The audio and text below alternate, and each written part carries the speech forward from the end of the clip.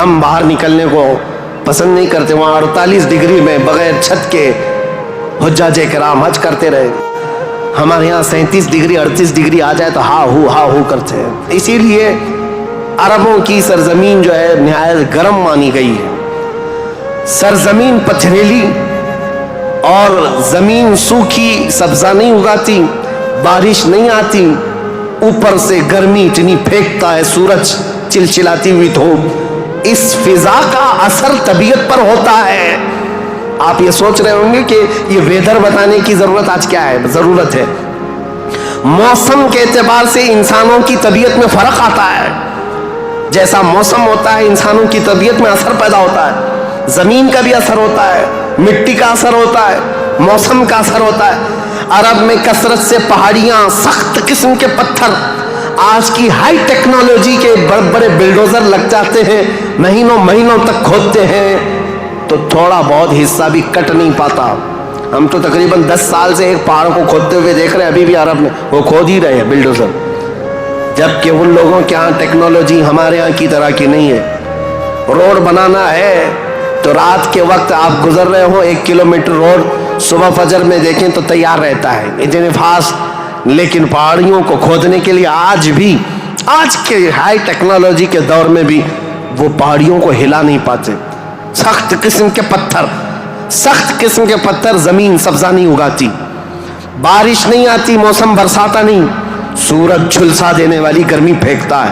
یہ سب کا اثر طبیعتوں پر بھی ہوتا ہے.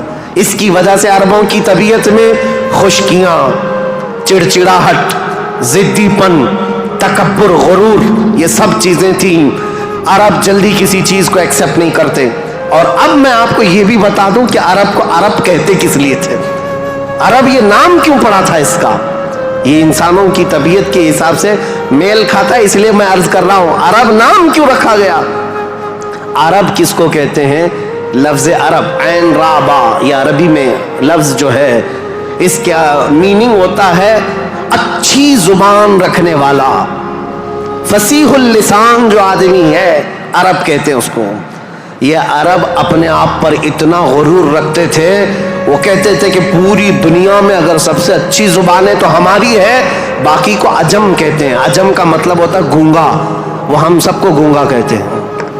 سارا عجم ہے، عرب کو چھوڑ کر کے جتنا ہے وہ سب عجم ہے.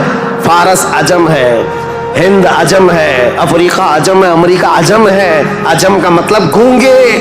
عرب لوگ اپنے آپ کو صرف زبان والا کہتے اور باقی پوری دنیا کو گونگا سمجھتے تھے.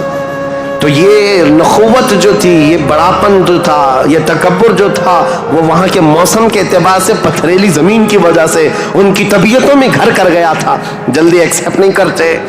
ایسے سخت دلوں کے اندر اور ایسے سخت قوم کے اندر اسلام کا نور ظاہر کرنا یہ کوئی عام بات نہیں تھی، عام بات نہیں تھی.